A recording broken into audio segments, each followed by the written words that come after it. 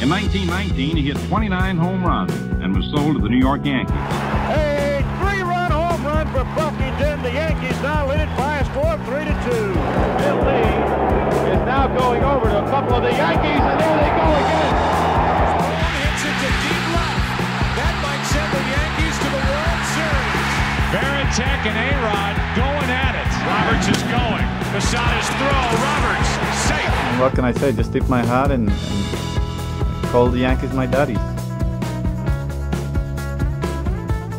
Welcome back to Fanbase, a deep dive into the greatest rivalry in sports. I'm John Senecal along with Brian Shackman, and we are finally into the season. We're about 10 games into the season, and foam the runway.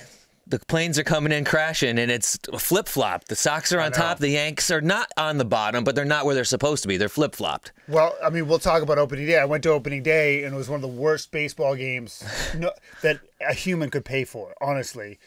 And so I came out of that, and then when they got swept by the Orioles, who were projected to lose anywhere between 90 and 100 games, I was like, this is going to be a train wreck. And I know like a lot of the Latin players don't like the cold and this and that, and you could talk about all different things, but I thought there was no way they would flip it around. And so I'm pretty shocked about, it's already been 2 seasons really for the Red Sox. I thought the season was over, and now I'm like, wow. Yeah. Before we get into the whole changing of the Red Sox and how they're playing, talk to me about what it was like at opening day, other than the fact that the game sucked. Okay, well, just a quick note on the game. They had a leadoff hit, and then they didn't get their second hit until the 9th inning. And then didn't do anything else after that. And Devers looked like, he looked like, who was the guy from second base who couldn't make the throw for Steve Sachs? Who was it? Sachs and Knobloch. Yeah, he just looked terrible. And like every time he touched the ball, you thought bad things were going to happen. And I'll talk about Devers in a second. But the experience of going, okay, so the place seats about 39. There was about 4,500 people there. They zip-tied all the seats that weren't sold. Okay. So it's not like you could move up to a good seat. You couldn't even flop it or nothing. No. And they did a pretty good job. We found two people bought seats that they zip tied the actual seats, and they had to figure it out. So you had all this space, and they said you needed to keep your mask on when you were not eating or drinking. But they really, if you weren't in your seats, they didn't harass you. Yeah. It was, I say half the concessions were open. I thought they were all going to be open, but they were not. Half were open. The only line, it was a cold day. The only line that was significant was for Dunkin' Donuts for hot chocolate and coffee. No, it's a cold day and it's a small park, but how did it feel for you being there as far as like a crowd? I didn't like it. You didn't like it? So like it's cool that I could yell to Hunter, because I tried to get the attention of an outfielder on opening day, because I've been on opening day 15 years, except for last year, in a row. And I was like, have a good season, and he claps his glove or does this. And that was easy, right? Because there's only 4,500. But like, otherwise, it just felt like it could have been Tampa. It felt crappy. And then as the game was bad, it got worse and worse. And so you need the energy of the people. And baseball players are haughty, arrogant people who don't really appreciate the fans, in my opinion. Right. But they better, because the game itself, we were right in front of where they piped in the music, and the fake crowd noise. Yeah, I didn't like any of it. Yeah, right. And it was fun to be close. We got great seats, and our sight lines were great. The pregame was actually really good. They had a really cool flyby with like a bomber, a fighter jet, and something else. Like it wasn't just the fighter jets. Right. And they mixed it up. They did a lot of really good COVID tributes and stuff like that. Like really classy pregame, but the energy of the place was awful. Like outside the stadium just didn't have energy. And even though you have to wait 10 minutes to piss, wait 10 minutes for a beer, or blah, blah, blah. To me, that trade-off is worth it to have the energy. Right. Well, hopefully it comes back. I mean, it's not Globe Life Park in Texas where, there's no rules at all. And every time I see that, it's amazing. But, it is what it is right now. And the Are you gonna try to go to it? Well, we got an email for our Yankees universe that we can pick a game in April, but we're gonna wait until everything. I feel like every month it's going to open up more, and the guidelines are going to change. So I'm hoping by like 4th of July or after the All-Star break, we'll probably be at pretty much full capacity, hopefully, if not like 80%. Even 50 to 70, right. I think could feel good when stuff goes right. I remember going to Mets games in the 90s when they were drawn like 25,000 in a 40,000 person stadium, and when things got cranking, it was fun. Yeah. Not only that, I want to go when it's warmer too, because like you said, miserable game. Miserable. It was miserable, and we spent almost $100 each or whatever. And well, that's the other crazy thing. The aftermarket now and the regular market on tickets is insane. I mean, I'm going to Tampa. I'm going to Florida in July. It's like their first vacation we've been able to take, and Did you wrap it around a Yankees road trip in Tampa? No, they're not there. But we were gonna go to. We still might Tampa Orioles day game at the Trop. Awesome. Yeah, $115 on StubHub is the cheapest ticket you can get. Get out. Right. Now, I'm not paying $115 a ticket. Go to that dump. No. So you couldn't get to the game. Was actually the capacity was right sold now. out. Right now it is. Yeah. Now who knows if it changes, right? So I'm not buying tickets now, but the market for tickets is insane right now. I've had the chance to buy a couple more games and I didn't. So maybe I should have and flip them. I agree with you. Like I'm not going again till at least the weather's nice. Yeah, it's too iffy. You roll the dice too much. Now Florida, you're not going to have that problem because you go to Miami or you go to Tampa, you're fine because it's domed. Right. Well, listen, let's talk about the baseball. Of course, John Senecal, Brian Shackman here. Fan base, a deep dive into the greatest rivalry in sports. We won't see Yankees play the Red Sox till like June forever. But let's start with the Yankees here. I mean, the most stunning thing to me, and I don't follow them as closely as I do the Red Sox, but I do their scores every day with my day job on the radio. Like someone like Herman, who you said last time was the best pitcher in spring training. Right. He's not even with the team. No, he's awful. He's not good at all right now. 0-2, 9 innings in 2 games, 9 ERA, 2 games, 7 innings pitched, 12 hits, 7 runs, 2 walks, 7 Ks. So they just sent him down to get his stuff his act together. Yeah, he gave up 4 home runs. That's a big hit. That's a big hit right there. 4 home runs in 7 innings. That's not good. Right. But he's definitely not who you want him to be or who he was. Neither is Torres, hitting or fielding. He was a disaster against the Orioles fielding. I mean, Jeter must have been losing his mind watching that. So who are these guys that are hitting? Who's the catcher who stepped in and hit? Hishigawa. Yeah. Yeah. Great. He's good. Yeah. 2 home runs last night. Should he be the starter? Well, he was last year in the playoffs, basically, and down the stretch because Gary couldn't carry it. But Gary's actually playing good right now. So both those. I mean, listen, Hishigawa's had like 7 at bats or something like that. Is that how you say his name? Yeah. Okay. He hasn't. He's had like 7 at bats or something. It's nothing crazy, right? So. But he can play. Like, he wouldn't be on the team if he couldn't play. Right. If he couldn't play, Eric Kratz would still be on the team. So what else is going on? Because, I mean, you have – I think that the Aaron Judge stuff is – I honestly think it's a joke. Someone said, like, I think Boone really couldn't even answer the question at first when they asked him. He just couldn't answer it. And then they said he's taking too many swings. All right, so that's like a carpenter saying he's taking too many smacks with a hammer, right? He's one of the biggest stars in the game. I don't understand it either, dude. And then I mean, not to get all political, and now Hicks can't play because of the stuff in Minneapolis. That's a whole other issue. Yeah. But let's get back to the play on the field, right? So Judge, when he's playing, I mean, he's only missed 2 games, right? It seems like he's missed like a week, but he's missed 2 games. When you say somebody's sore, right. I mean, the guy's in great shape. I mean, that to me means he strained a muscle, or is he soft? Is he soft? Or is it the same thing from before, the broken rib? It's that stuff in the side, right? That's probably what it is, lingering, and maybe he is just soft. He can't heal. Right. I mean, remember, he could have been a football player too, right? Maybe there's a reason he wasn't going to be a football player. Right. But anyway, so Judge... Looks like Tarzan, plays like Jane. Yeah. Yeah, but Judge, I mean, like, again, it seems like he's been out 2 weeks, only missed 2 games, 31 at-bats, 9 hits, 2 home runs, 5 RBIs, batting .290, 5 walks, which is good. Sanchez, El Gary, 2 home runs, 4 RBIs, 4 walks, 5 Ks, .296. Urshela, great game last night, too. 1 home run, 4 RBIs, 10 hits, .294. But Torres, bad fielding. The Red Devil, not doing anything, $185. Stanton, not doing anything, $167. So wait, here's my question. No, does Boone just keep throwing those guys out? Because I've seen it a lot over the years that I've watched where I love a manager who just knows the player is good, and the last thing you can do is their confidence is already shaken. An 0 for 4 or an 0 for 12 weekend or whatever will really mess with the guy's head. And if he says to the guy, "Listen, I'm going to trot you out there till you work it out." I mean, you're going to be talking about Frazier. Yeah, so my other point guys is, like, aren't going to get sit. If you were the manager, like, would you just keep rolling him out? Yes. Because if you don't, I think you really risk hurting him long term. Right. So, I mean, Frazier's an interesting category because that guy's been bounced around like a rubber ball for the last 3 years between the concussion and just in general, right? So he's got his chance to start. I say you stick with him, let him do his thing. He'll come around when the team comes around. That's my theory, right? Hicks, I don't think Hicks is ever going to be good. The only reason he's on the team is because he's a switch hitter, right? Gardner's your other option there. Gardner's Gardner. You're going to get what you're going to get out of him. If he plays the full season, he's going to hit 268. He's going to hit 14 home runs. He's going to drive in 50 RBIs, right? If he plays the whole season. He's not going to do that, right? DJ's going to stay there. Torres is going to stay there. Is he going to stay at shortstop? Who knows? If he keeps playing the way he has been playing and not good, they're not going to go the whole season with him at shortstop. You're not worried about Stanton at all? He's healthy. That's all that matters at this point. You're not. He's an albatross, right? You're not going to get rid of him. You're not going to trade him. He's gonna have to hit. As long as he's healthy, he's going to be in the lineup.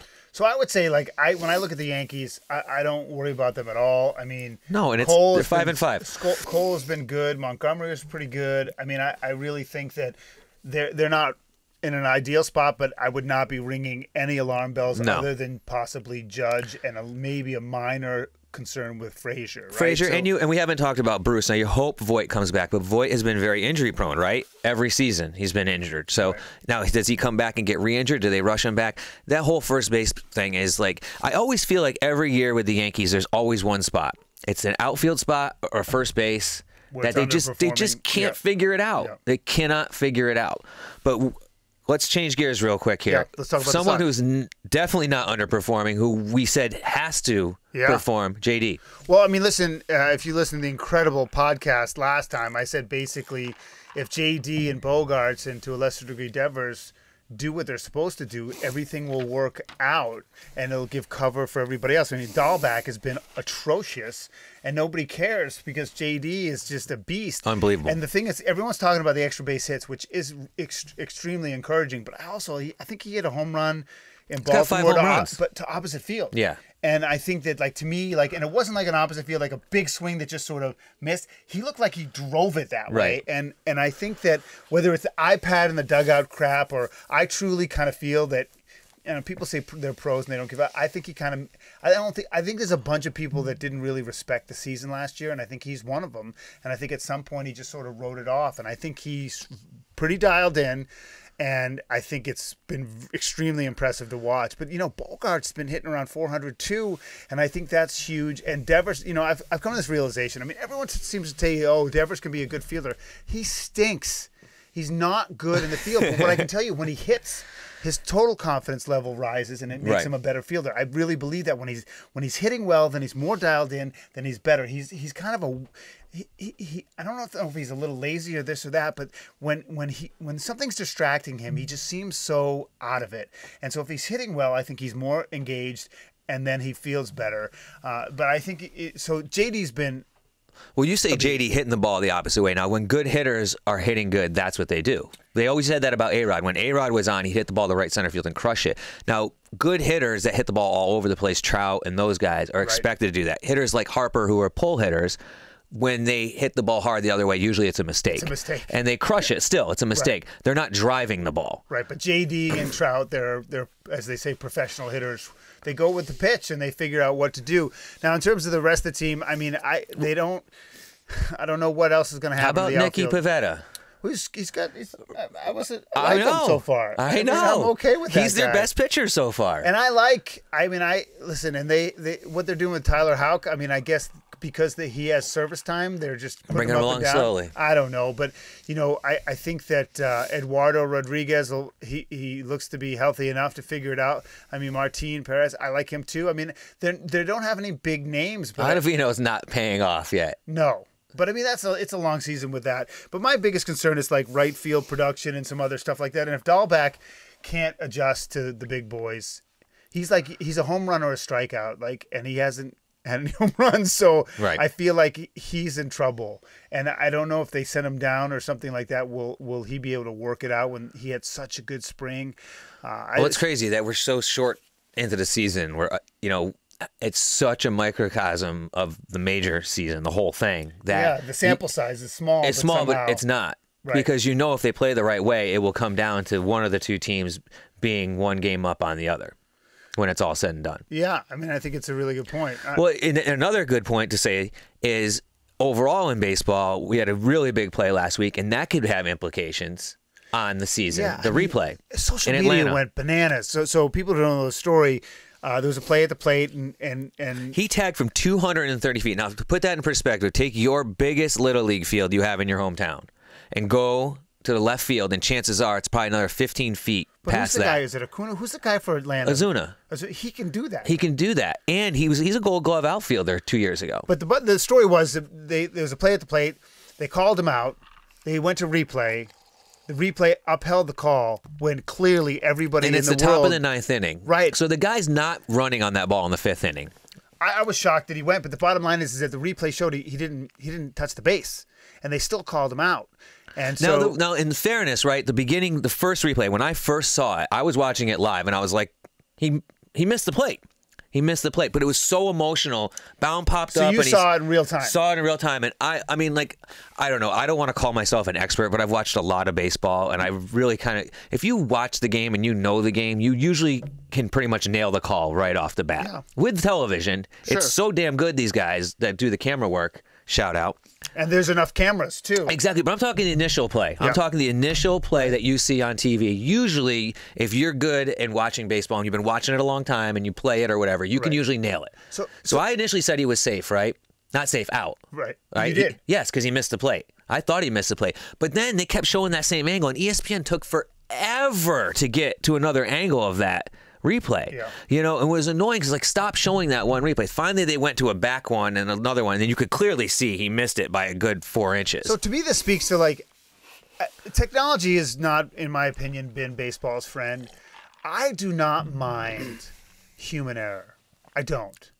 And so, like, I've never been a fan of replay because I just, like, and then you still have these umps like what's his face who stinks, who's still Angel calling Hernandez. Yeah, he's still calling balls and strikes like he's smoking. But we're not even talking balls and strikes. We're talking about game-changing plays like I know, but like, Armando Galarraga and I just feel Jim like Joyce blowing that call. You made this point off camera. If replay can't get it right, then why have replay? Exactly. So let's just go back to human error. Just get rid of it. But is it them policing themselves? Is it them taking care of themselves? Because everybody on the planet knew. But who gains from not making the right call there? Nobody. So right, but why not? Why isn't there like a guy in the shadow, like, deal or no deal guy sitting up there and it's just like, listen, all right, I don't care who you're friends with. I thought that's what they did. Because there's apparently plenty of not. times they reverse the call and then they say it's a home run or he's out or this or that. But you always hear the thing now. It's like, well, it's really too close to turn that call Well, this back. whole concept of it has to decisively show something to reverse it. That's what they fall back on. But as what the more crutch. And decisiveness do you it need? happens in football too. No, they clearly made the wrong call, and I think Major League Baseball will actually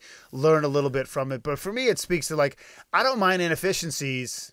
Like, I've never been a fan of replay because I don't mind them getting the call wrong every now and then, even if there's something at stake, because I think it slows the game.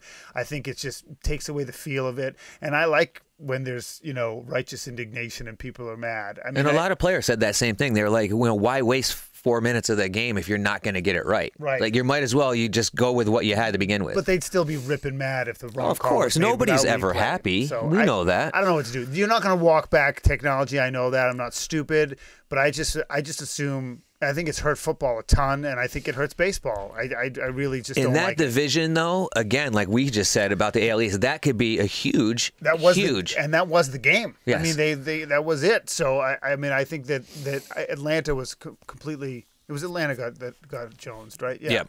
They were justified in being livid, and I don't think they'll shake it off anytime soon. All right, listen. So we got Yankees are middling, Sox are hot, baseball is back. I'm burning my hat. The Yankees are done. You're not. You are not. Baseball is back, and listen, the first little bit of the season has been insane, dude. No hitter. Yeah. Ohtani looks like he could win the Cy Young and the MVP. I mean, it's nuts. The plate. There's been some awesome plays.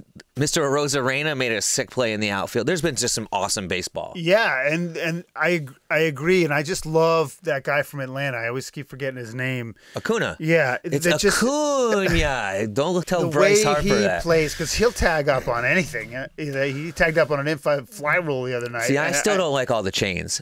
Too many you know chains. What? But it's funny. Like you see the video mashup of him, like he pop-up slides and he'll go like this to the second baseman, like as if he's gonna hit him. And the guys, everyone thinks he's funny, but like it brings an energy to the game that I like. Sure, do I love the chains? No, but he plays with a joy that I want to see, and that's why I love. Like if you got to follow the right people, where it's Jared Carabas or whatever. Like certain people are on social media putting up these highlights all day, all night, and it's so great to see it because you can do it in real time. Listen, in society, people are always saying, "Be who you are," right?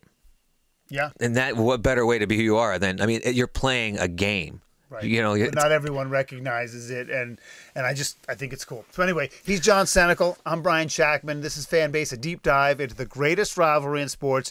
Enjoy it where you're enjoying this podcast or on YouTube now, or you can always catch us on Spotify, iTunes, iHeartRadio. Yeah, so check us out, share the love, and we'll see you next time.